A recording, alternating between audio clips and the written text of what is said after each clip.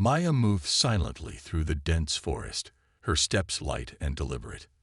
The air was thick with the scent of moss and damp earth, and the faint hum of insects filled the silence. She had lived here for years, far from the bustling cities of her people, choosing solitude over the judgmental stares and whispered rumors. Her kind were wary of humans, creatures who had once come to their world seeking resources, but left behind scars that still lingered in the collective memory of Scytherus. She paused by a stream, crouching low to examine the reflection staring back at her.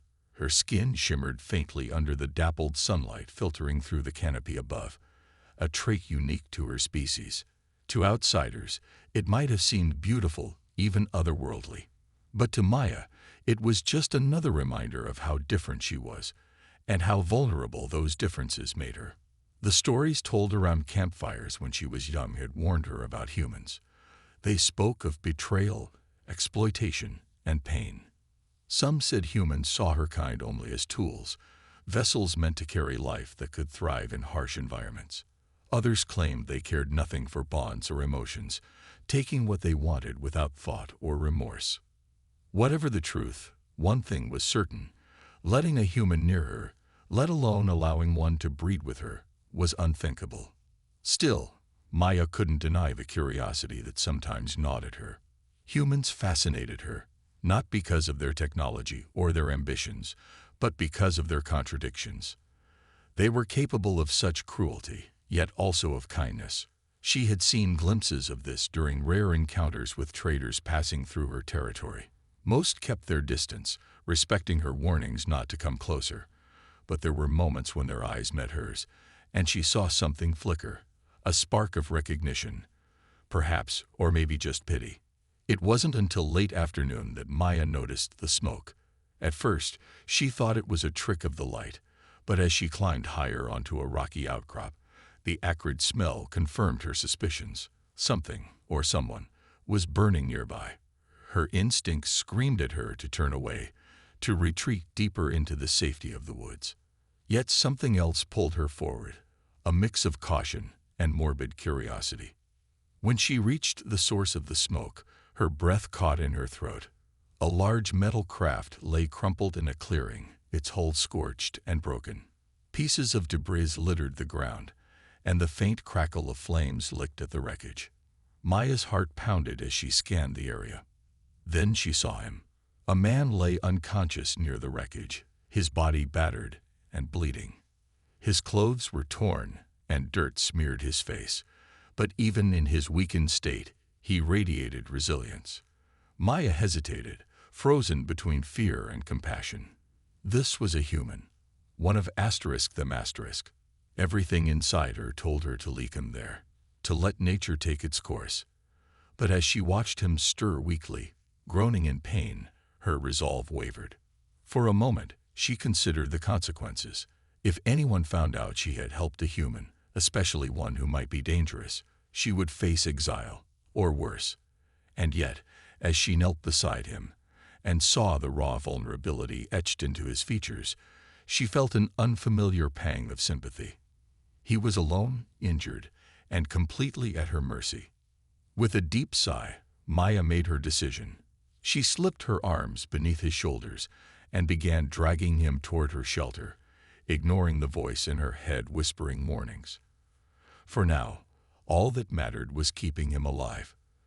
What came after that? She didn't know. All she knew was that this act of mercy might change everything, for better or worse. End of document. The shelter was small but sturdy, built into the side of a hill and camouflaged by thick vines and leaves. Maya dragged the unconscious man inside with effort, her muscles straining under his weight. Once inside, she laid him gently on a mat made from woven grasses. The air smelled faintly of herbs and damp soil, a comforting scent that usually calmed her nerves. But today, it did little to ease her tension. She studied him closely for the first time. His face was pale, smudged with dirt and dried blood. A jagged cut ran along his temple, and his breathing came in shallow gasps. Despite his injuries, there was something about him. His strong jawline, the calloused hands resting limply at his sides that hinted at strength and endurance. Maya wondered what had brought him here, so far from wherever he called home. For hours, she tended to his wounds as best she could. Using water from a nearby spring, she cleaned the gash on his forehead and wrapped it with strips of cloth torn from an old tunic. She applied a paste made from crushed leaves to reduce swelling and prevent infection. Every movement was deliberate, careful not to cause him more pain.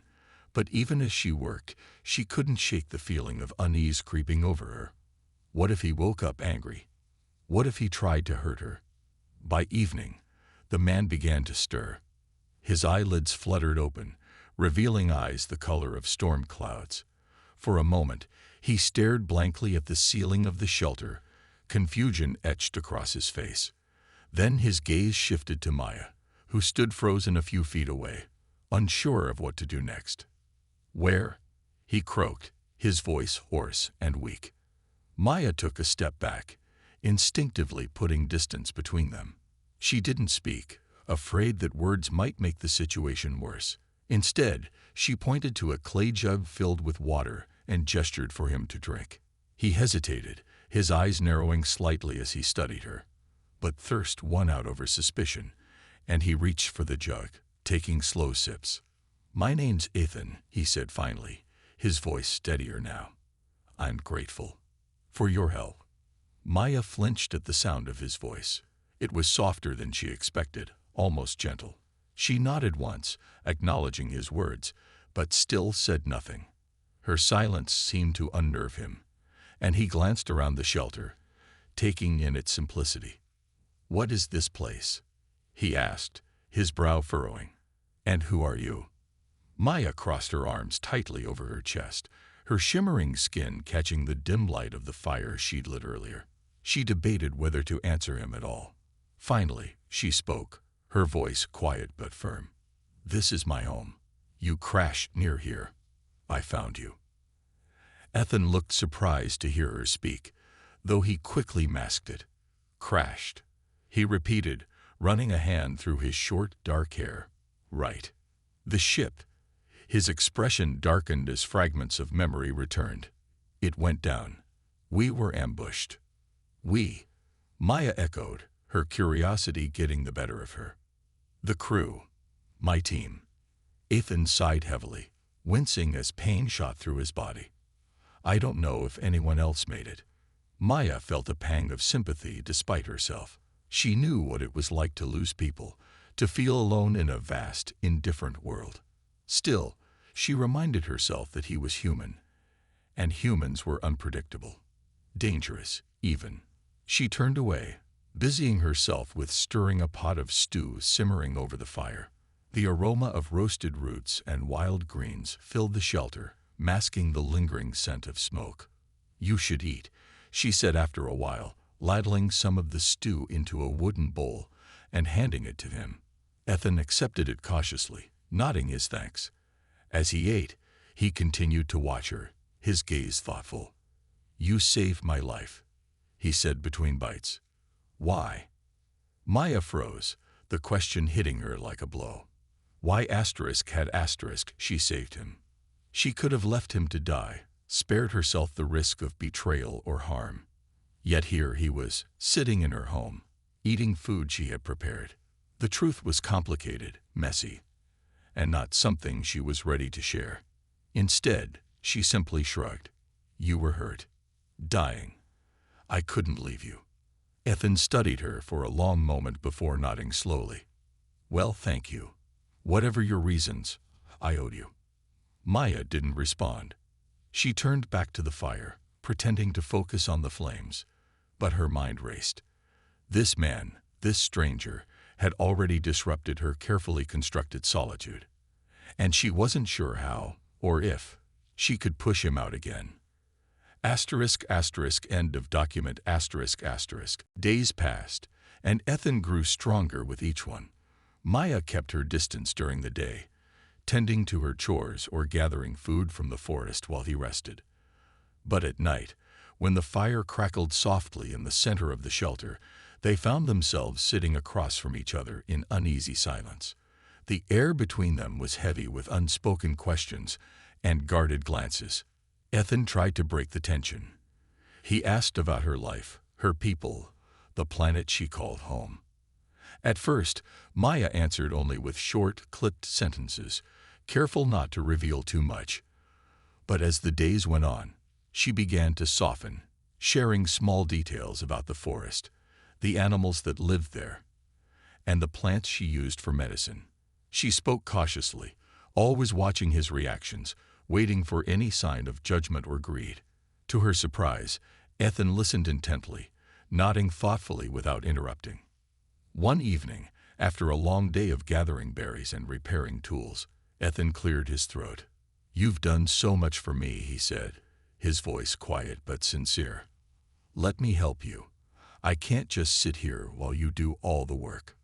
Maya hesitated, unsure how to respond. She had never let anyone share her burdens before, not since leaving her village years ago. But Ethan's offer wasn't demanding. It was genuine.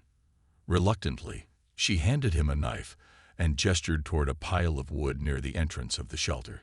"You can cut these into smaller pieces for the fire," she said, her tone firm but not unkind.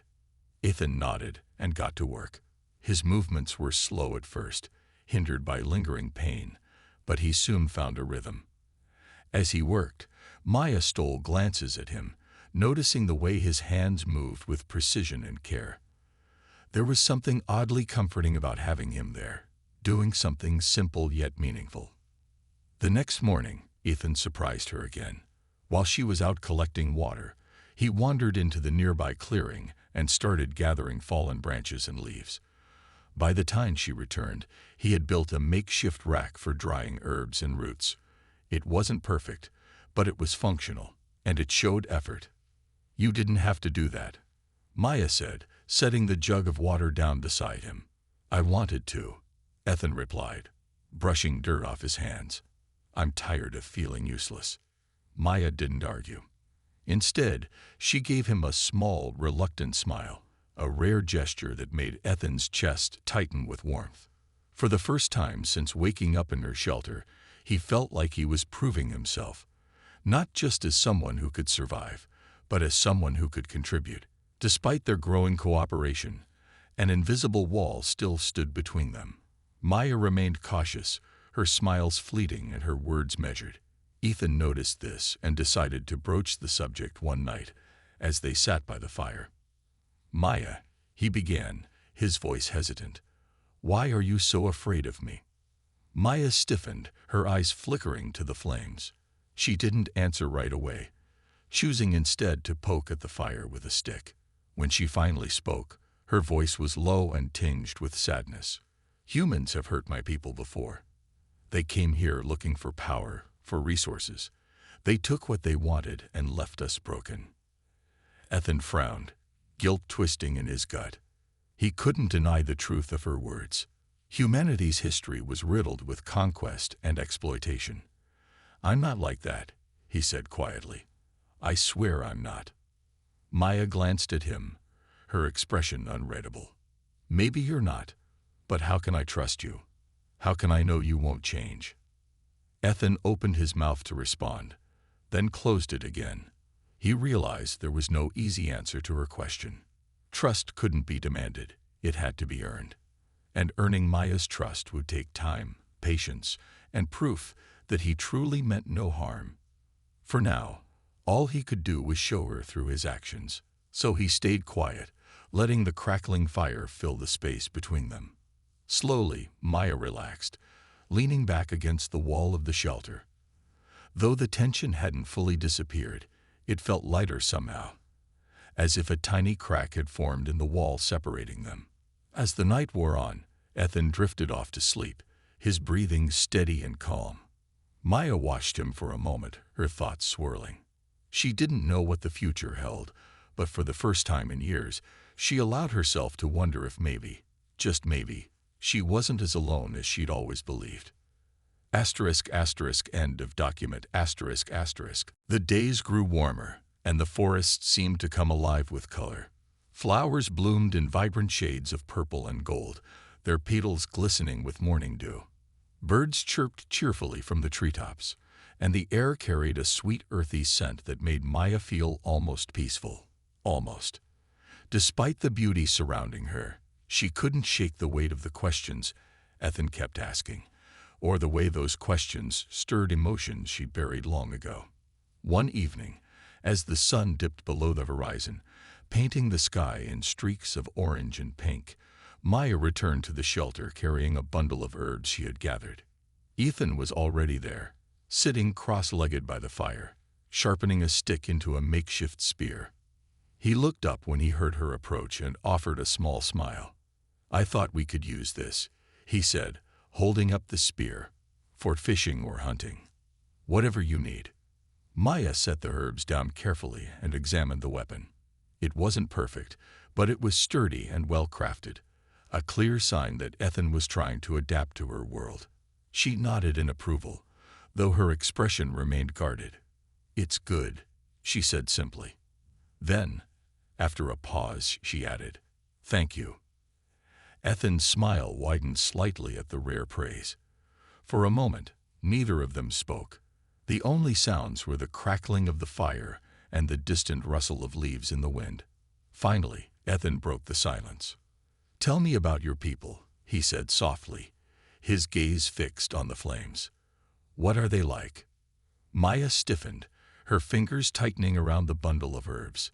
She hadn't spoken about her village in years, not since she left it behind. The memory still stung, sharp and raw, like an open wound, but something in Ethan's tone, gentle, curious, free of judgment, made her hesitate. "They're proud," she began slowly, choosing her words carefully. "They value strength and unity. They believe in protecting what's ours." Her voice faltered for a moment before she continued. "But they don't trust humans, not anymore." Ethan nodded, his expression thoughtful. "I understand why. Humans have done terrible things here, to your planet, to your people." Maya glanced at him sharply, surprised by his honesty. She had expected defensiveness, maybe even denial. But instead, he met her gaze steadily, his gray eyes filled with regret. "Not all humans are bad," he said quietly. "Some of us just make mistakes, big ones." Maya looked away, her chest tightening. She wanted to believe him, to think that not every human was driven by greed or cruelty, but history whispered warnings in her ear, reminding her of the cost of misplaced trust. Still, she found herself speaking again, her voice barely above a whisper. "My mother used to tell me stories about humans, about how they came here looking for new worlds to conquer. They promised peace, trade, friendship, but it was all lies. They took our resources, destroyed our homes, and left scars that haven't healed." Ethan lowered his head, shame etched across his face. "I'm sorry," he murmured. "For what they did, for everything." Maya studied him for a long moment, searching for any hint of insincerity. But all she saw was pain, real, honest pain. It unsettled her, forcing her to confront feelings she had locked away. Compassion, curiosity, even hope. "What about you?" she asked suddenly, surprising herself with the question. "Why are you here? What brought you to Xytheris?" Ethan hesitated, his hands gripping the spear tightly. "I was part of a mission," he admitted. "A scouting mission. We were sent to explore this region, to gather data. I didn't know much about the history between humans and your people until recently. If I had—" He trailed off, shaking his head. "I wouldn't have come." Maya frowned, unsure whether to believe him. His words sounded sincere, but trust wasn't something she gave easily. "And now," she pressed, "if you survive this, if you leave here, what will you do?" Ethan stared into the fire, his jaw tightening. "I don't know yet," he admitted, "but I can promise you one thing. I won't forget what I've seen here, what I've learned from you." The sincerity in his voice caught Maya off guard. She turned away, pretending to sort through the herbs to hide the flush creeping over her cheeks. For so long, She had convinced herself that humans were nothing but trouble, that letting one into her life would only lead to heartbreak. Yet here she was, sitting by the fire with Ethan, sharing parts of herself she had sworn never to reveal. As the night wore on, the conversation shifted to lighter topics. Ethan told her stories about Earth, about its vast oceans, towering mountains, and bustling cities.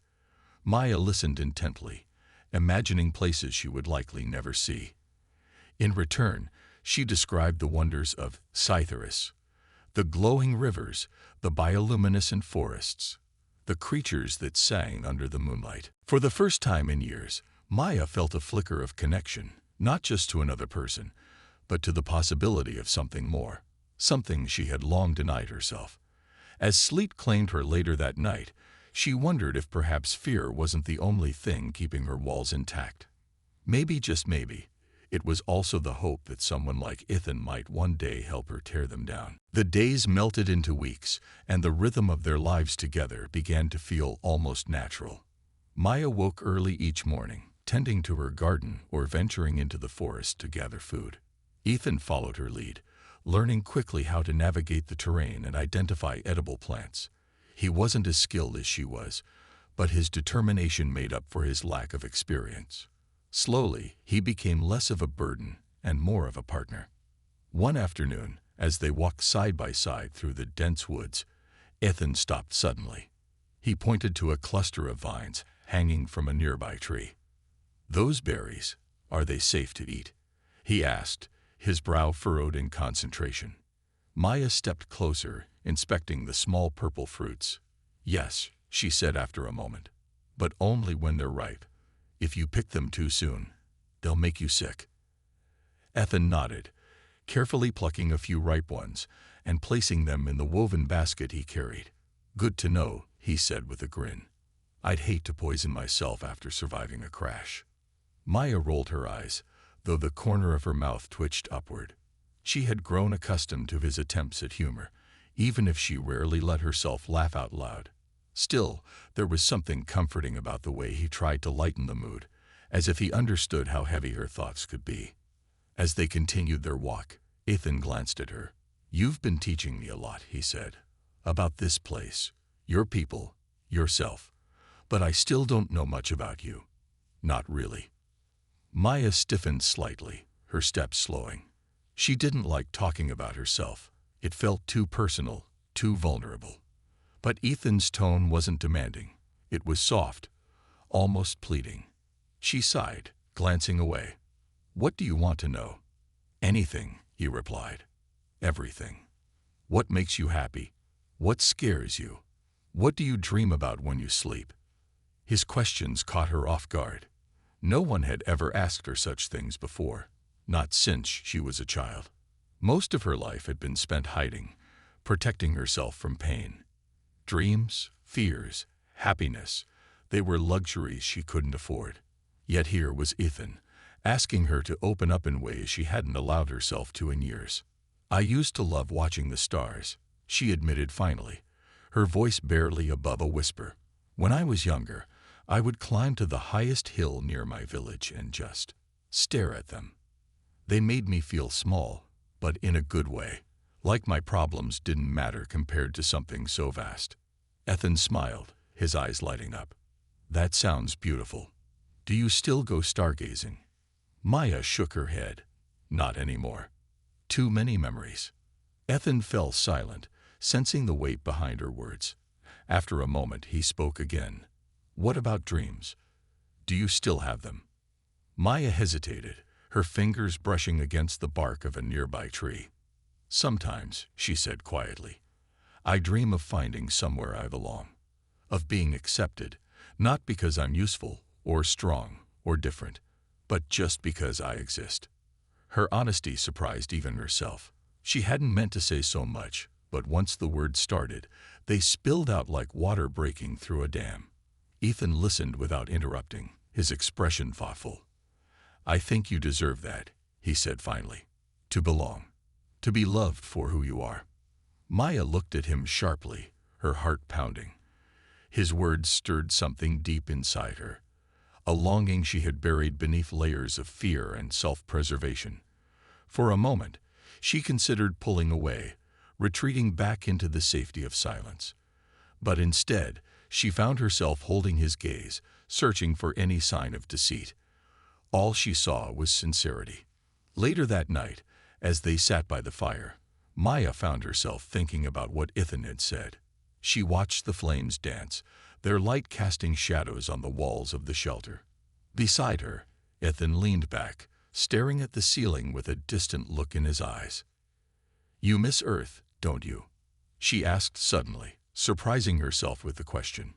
Ethan turned to her, his smile faint but genuine. "Sometimes, but I don't regret being here. Not anymore." Maya frowned, unsure how to respond. She wanted to ask why, to understand what made him stay despite everything. But before she could speak, Ethan reached over and placed a hand on hers. It was a simple gesture, but it sent a shiver down her spine. "I'm glad I met you, Maya," he said softly. "Even if nothing else happens, I'll always be grateful for that." Her breath caught in her throat, and for the first time in years, she felt tears prick at the corners of her eyes. She didn't know what the future held, but in that moment, she allowed herself to believe, just for a little while, that maybe, just maybe, she wasn't as alone as she thought. End of document. It was mid-morning when Maya noticed the distant hum of voices drifting through the trees. At first, she thought it might be the wind playing tricks on her ears, but as the sound grew louder, her heart began to race. She grabbed Ethan's arm, pulling him behind a thick cluster of bushes. "Stay quiet," she whispered urgently, her eyes wide with alarm. "Someone's coming." Ethan froze, his body tense as he strained to listen. Sure enough, the voices were unmistakable now, low and steady, speaking in her language. They weren't alone anymore. Maya's mind raced. Who could it be? Hunters? Travelers? Or worse, someone from her village? Peering cautiously through the foliage, Maya saw them, a group of 4 figures moving steadily through the forest. Leading the way was Liam an elder from her people known for his stern demeanor and unyielding principles. His presence sent a chill down her spine.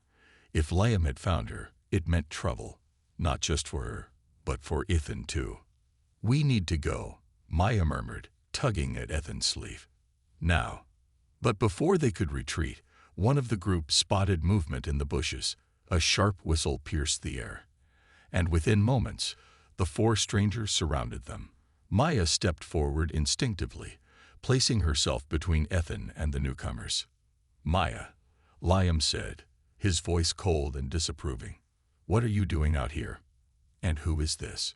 Maya swallowed hard, her throat dry. "He's a survivor," she said carefully. "From a crash. I've been helping him recover." Liam's gaze shifted to Ethan, his expression darkening. "A human," he spat, as though the word itself left a bitter taste in his mouth. "You're sheltering a human." "He was injured," Maya insisted, her voice trembling slightly. "I couldn't leave him to die." "And now?"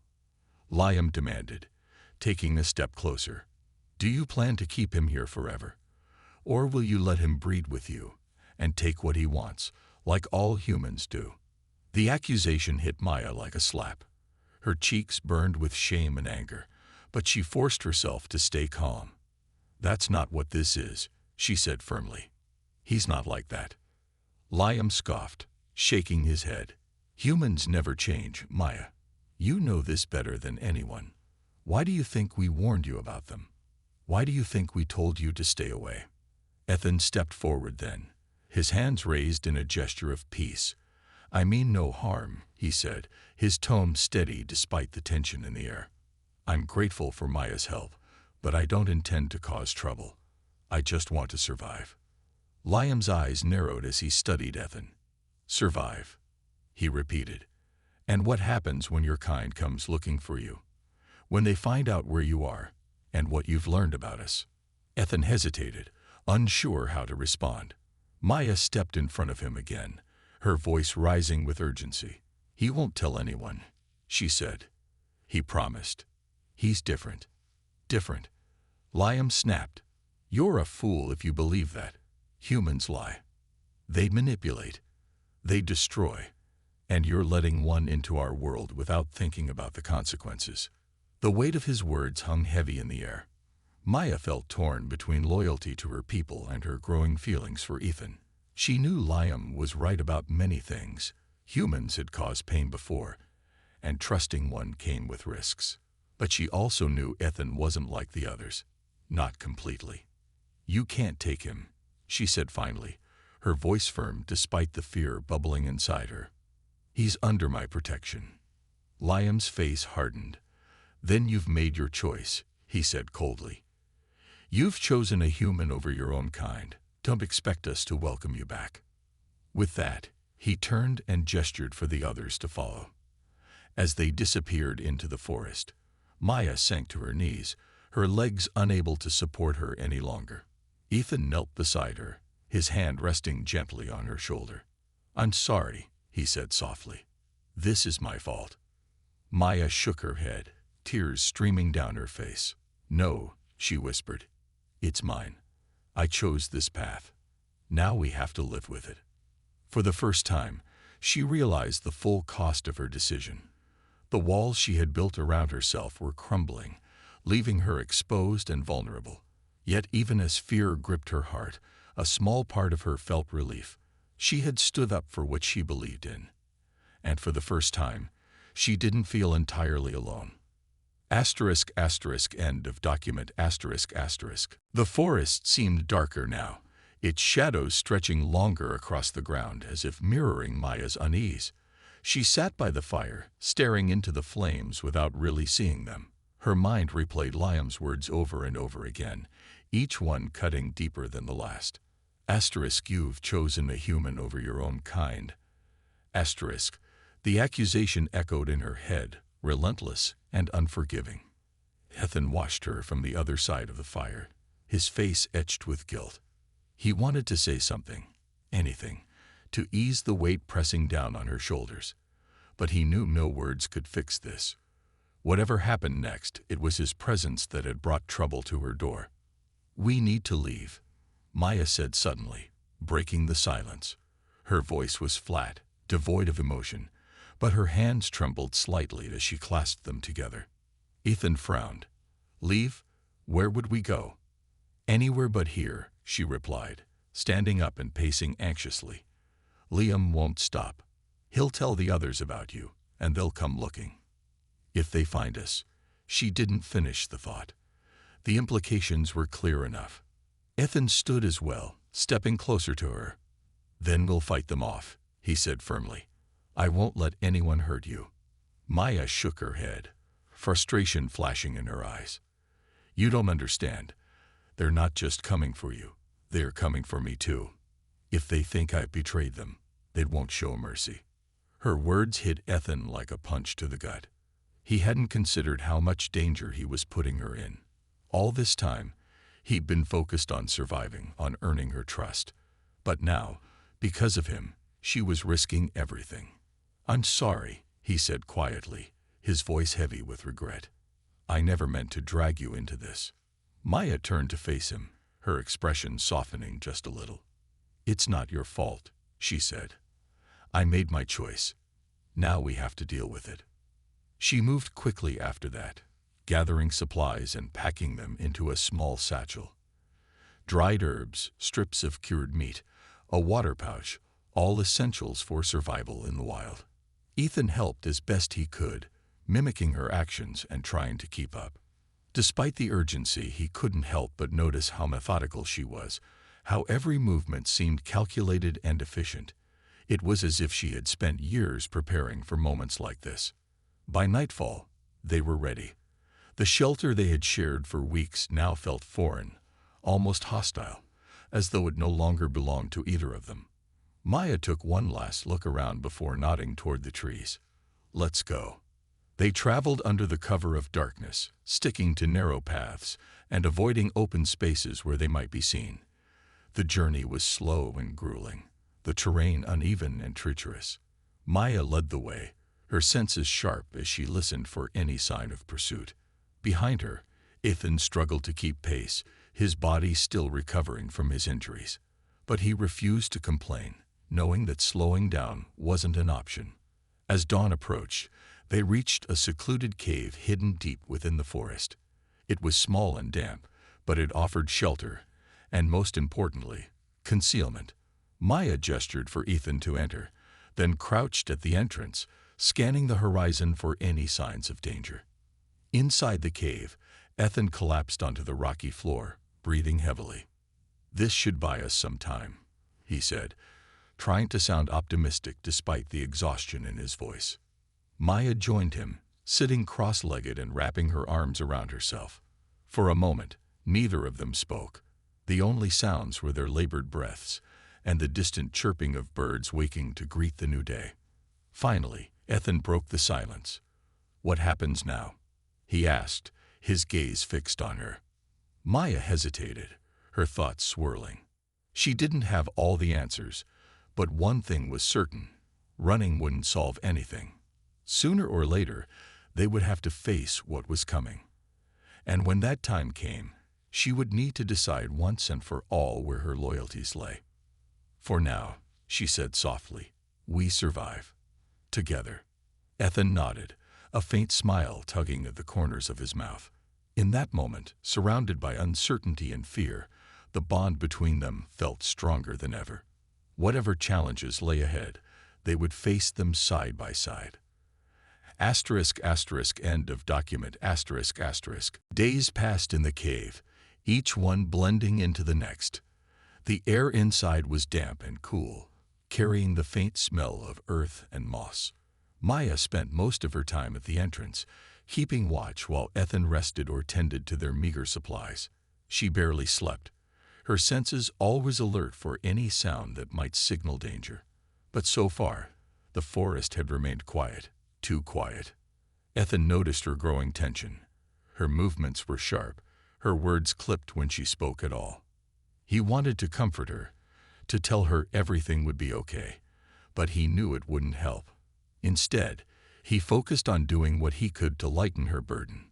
He gathered firewood, cleaned their tools, and even attempted to cook a stew using the herbs Maya had collected. It wasn't perfect, but it was edible, and it earned him a rare smile from her. One evening, as they sat side by side near the mouth of the cave, Ethan finally broke the silence. "You've been through so much because of me," he said softly. "I need you to know something." Maya glanced at him, her expression guarded. "What?" "I won't let them hurt you," he said firmly, his voice steady despite the weight of his promise. "If they come for us, I'll do whatever it takes to protect you." Maya stared at him, her chest tightening. His words were sincere, filled with a determination that surprised her. But she also knew how dangerous the situation was, and how little power either of them truly had against her people.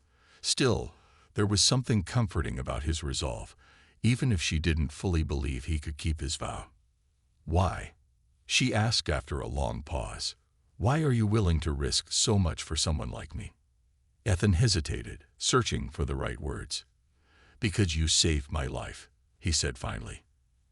"And because I care about you. More than I should, maybe.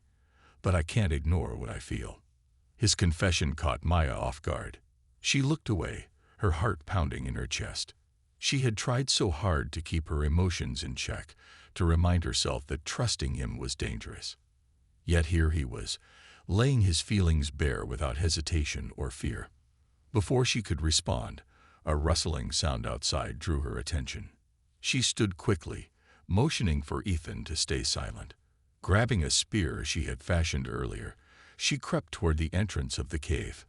Peering out cautiously, she saw nothing at first, but then a figure emerged from the shadows. It was Liam, flanked by two others from her village. Their expressions were grim, their weapons drawn. Maya's stomach dropped. She had hoped they wouldn't find them so soon, or at all. "Maya," Liam called out, his tone cold and authoritative. "Step aside. This doesn't concern you anymore." Her grip tightened on the spear. "Leave us alone," she said, her voice firm despite the tremor threatening to betray her fear. "He hasn't done anything wrong." "He's human," Liam snapped. "That's enough. You know what they're capable of." Ethan stepped forward then, positioning himself beside Maya. "I'm not your enemy," he said, raising his hands in a gesture of peace. "I don't want to fight you." Liam's eyes narrowed. "Then come quietly. We'll decide your fate back at the village." "No," Maya interjected sharply. "If you take him, you'll have to take me too." The group exchanged uneasy glances. Liam sighed heavily, clearly frustrated. "You're making a mistake, Maya. One you'll regret." She shook her head, her resolve hardening. "Maybe. But I'm done running. If you want him, you'll have to go through me." For a moment, no one moved. The tension in the air was palpable, thick enough to suffocate. Then, slowly, Liam lowered his weapon. "Fine," he said bitterly. "We'll retreat, for now. But this isn't over." As they disappeared into the forest, Maya sank to her knees, her body trembling with relief and dread. Ethan knelt beside her, placing a hand on her shoulder. "You didn't have to do that," he said quietly. "Yes, I did," she replied, her voice barely above a whisper. "Because I trust you. And because I care about you too." Her admission hung in the air, fragile yet undeniable. For the first time, Maya allowed herself to admit the truth, not just to Ethan, but to herself. Whatever happened next, she knew one thing for certain. She wasn't going to face it alone. End of document. The forest was eerily quiet after Liam and his group left, as if the trees themselves were holding their breath. Maya sat by the entrance of the cave, her spear resting across her lap. Her hands trembled slightly, though she tried to steady them by gripping the weapon tighter. Ethan stayed close, his presence a quiet reassurance, but neither of them spoke. The weight of what had just happened hung heavy between them. Finally, Maya broke the silence. "They'll be back," she said, her voice low and resigned. "Liam doesn't give up easily." Ethan nodded, his jaw tightening. "Then we need a plan. We can't just wait for them to find us again." Maya glanced at him, surprised by the determination in his tone. "What kind of plan?" "There are more of them than us, and they know this land better." "We don't have to fight them directly," Ethan replied. "But we do need to prepare. If we can figure out why they're so afraid of humans, maybe we can use that to our advantage." Maya frowned, considering his words. She had always assumed her people's hatred of humans stemmed from history, centuries of betrayal and exploitation. But now, hearing Ethan talk about it, she realized there might be more to the story. Something deeper, something hidden. "Do you think they're hiding something?" she asked cautiously. Ethan hesitated, his brow furrowing. "I don't know for sure. But I've been thinking, why would they send someone like Liam to track me down? It feels like overkill unless they're worried I might uncover something important." Maya's heart skipped a beat. The idea unsettled her, but it also made sense. Her people weren't ones to act without reason. If they were willing to hunt Ethan this aggressively, then perhaps there was more at stake than just fear of outsiders. "We should go back," she said suddenly, surprising even herself. "What?" Ethan looked at her, alarmed. "Back where?" "To my village," Maya clarified. "If there's something they're trying to protect, we need to find out what it is. Maybe then we can prove you're not a threat, or at least show them they don't need to be afraid." Ethan stared at her, clearly torn. Returning to her village felt like walking straight into danger, but he also knew Maya was right. They couldn't keep running forever. Sooner or later, they would have to confront the truth. "Okay," he said finally, nodding. "We'll go, but we need to be careful." Maya agreed, and together they began preparing for the journey. They packed only what they could carry, focusing on essentials like food, water, and weapons. As they worked, Maya found herself feeling strangely hopeful. For years, she had avoided her village, convinced she didn't belong there. But now, returning felt like taking control, not just of her own fate, but of Ethan's too. The trip took 2 days, the path familiar yet foreign to Maya. Memories of her childhood surfaced with every step. The laughter of friends, the songs sung during festivals, the warmth of belonging. But those memories were tinged with sadness now, reminders of a life she had walked away from.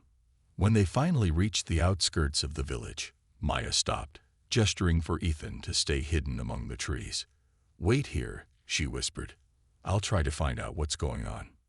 Before he could protest, she slipped away, moving silently through the shadows. The village looked much the same as she remembered. Small huts made of woven branches, fields of glowing crops stretching toward the horizon. But there was an unease in the air, a tension that hadn't been there before. She approached one of the elders, a woman named Nara who had always been kind to her. "What's happening?" Maya asked quietly. "Why are they so afraid of humans?" Nara hesitated, glancing around nervously before pulling Maya aside. "It's not just fear," she admitted. "There's talk of colonization. Humans have been scouting this region for months, mapping our lands. Some believe they're planning to take over." Maya's stomach churned. She had suspected as much, but hearing it confirmed sent a wave of dread through her. She thanked Nara and hurried back to Ethan, relaying the information. "This changes everything," Ethan said grimly. "If they're planning to colonize, your people are right to be afraid. But I swear, I'm not part of that." "I believe you," Maya said firmly. "And now we need to make them believe it too." With that, they stepped into the village together, ready to face whatever came next. End of document. The moment Maya and Ethan entered the village, all eyes turned to them. Whispers rippled through the crowd like a wave, some curious, others hostile. Liam stood near the center of the gathering, his arms crossed and his expression thunderous. He stepped forward, pointing an accusing finger at Ethan.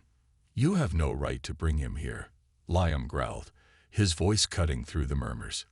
"He's a threat to us all." Maya squared her shoulders, stepping in front of Ethan protectively. "No, he isn't," she said, her voice steady despite the nerves twisting in her stomach. "Ethan knows about the colonization plans. That's why you want him gone, but it's also why we need to work together." The villagers exchanged uneasy glances, unsure how to respond. Maya pressed on, raising her voice so everyone could hear. "Humans are coming, not just one or two, but many. They're mapping our lands, planning to take over. If we fight each other instead of uniting, we'll lose everything." Liam's face darkened. "And what do you suggest?" "Trusting him. Trusting any human."